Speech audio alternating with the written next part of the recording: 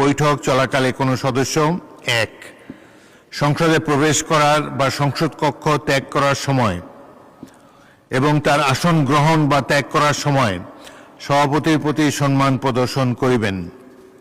উক্ত বিধিটি ২০০৬ সালে সংশোধন করে ঝুঁকিয়া শব্দটি বাদ দেওয়া হয়েছে।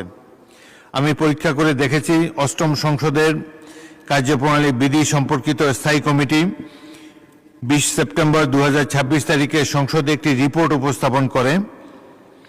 রিপোর্টটি ২৬শে সেপ্টেম্বর ২০০৬ তারিখে সংসদে বিবেচিত ও গৃহীত হয়, যার মধ্যে ২৬৭(১) বিধির উক্ত সংশোধনীটি অন্তর্ভুক্ত ছিল।